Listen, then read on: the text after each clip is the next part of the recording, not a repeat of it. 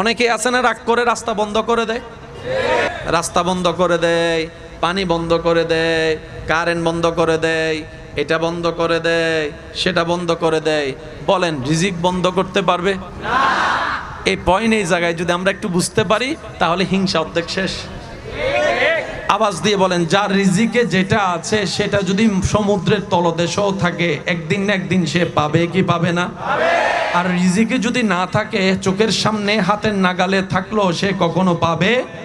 এই বিশ্বাস যাদের আছে, আপনি রাস্তা বন্ধ করে দিচ্ছেন কেন? তার জন্য এমনও তো হতে পারে সে আপনার বন্ধ করা রাস্তার উপর যদি রবের উপর সন্তুষ্টি থেকে ধৈর্য ধরার মতো ধরতে জানে, আল্লাহ তার তকদিরে এরকম 10টা রাস্তা কিনার তৌফিক তাকে দান করে দিবেন।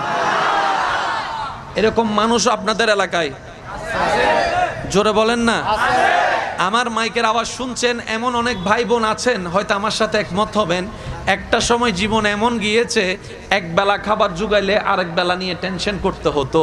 আজকে সে ভাইয়ের ঘরের মধ্যে দেখেন বাজারের অভাব নাই, ফ্রিজ ভর্তি বাজার আছে, পকেট ভর্তি টাকা আছে। জিজ্ঞেস করুন, উনি বলবে আমি পরিশ্রম করেছি, রবের উপর ভরসা রেখে করেছি। সুবহানাল্লাহ। আমি কখনো হার মানি নাই, আমি কখনো ব্যঙ্গে যাই নাই।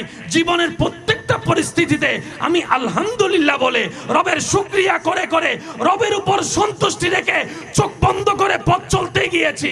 আমার রাস্তা বন্ধ করে দেনেওয়ালা রাস্তা বন্ধ করে দিয়েছে, পানি বন্ধ করনেওয়ালা পানি বন্ধ করেছে, কিন্তু আমার ধৈর্য আমাকে এমন মকামে পৌঁছায় দিয়েছে, বন্ধকারীরা নিচে পড়ে আছে, এখন আমাকে আল্লাহ তাদের উপরে তুলে দিয়েছে।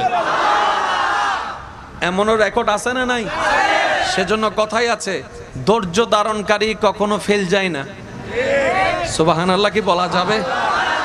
নবীজির দরবারে একজন আসছে, ক্ষুধার্ত মানুষ, খাই নাই। ইয়া রাসূলুল্লাহ, খাবার? নবীজি বলে যে আমি নিজেও তো খাই নাই। একটু জোরে বলেন না ভাই, একটু মনোযোগ দিবেন প্লিজ, সবার মনোযোগ চাচ্ছি, বিশেষ করে আমার ইয়াং জেনারেশন ভাইয়েরা। কেমন নবী পেয়েছি আমরা! কে ক্ষুধার্ত জানেন? যিনি বললে জান্নাত থেকে খাবার চলে আসে। মন মতো হয় না? সুবহানাল্লাহ জোরে। যেই নবী জবান খুললেই জান্নাত থেকে খাবার চলে আসবে, সেই নবী ক্ষুধার্ত।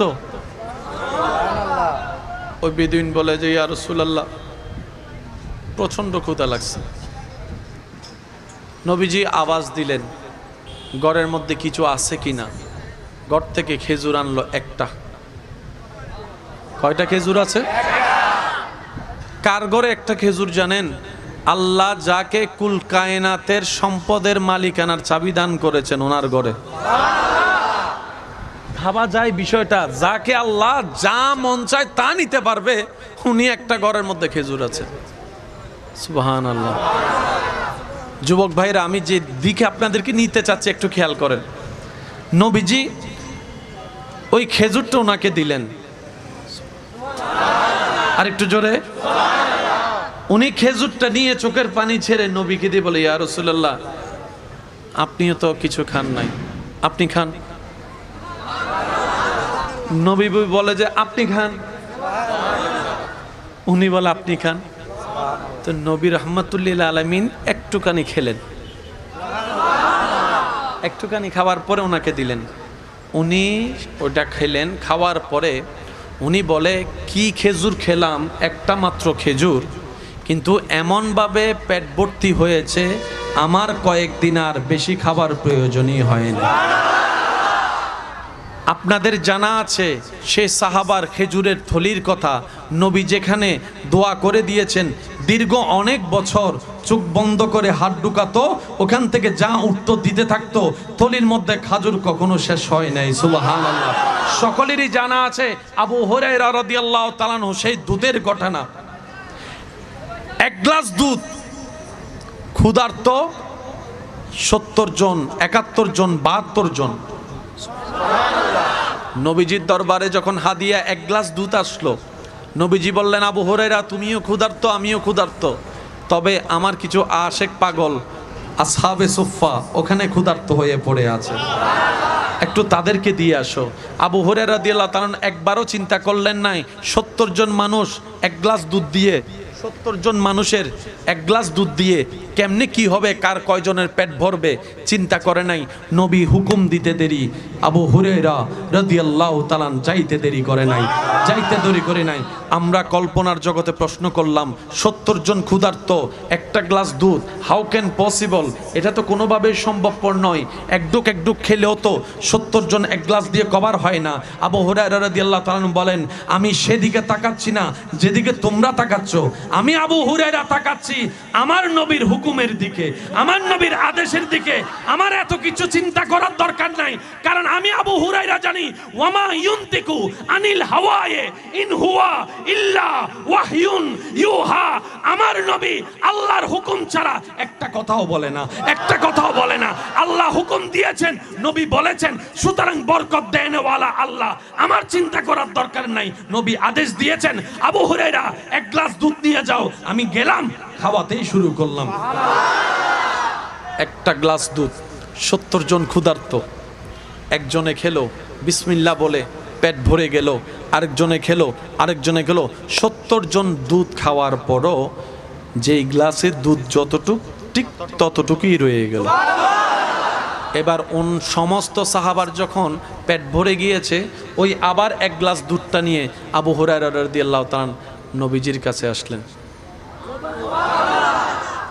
ওদিকে ক্ষুধার্ত কয়জন দিয়েছেন নবী, উনিও ক্ষুধার্ত।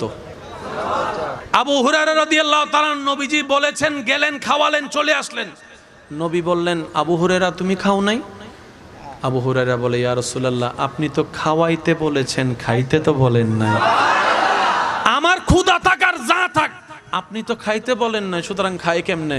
নবী মুস্কি হাসি বলে, আবু হুরায়রা খেতে থাকো, খেতে থাকো, যতক্ষণ তোমার ক্ষুধা নিবারণ না হয়। সুবহানাল্লাহ। খেতে থাকো, রবের নাম নিয়ে খেতে থাকো। আবু হুরায়রা রাদিয়াল্লাহু তাআলা বিসমিল্লাহ বলে খাওয়া শুরু করলেন।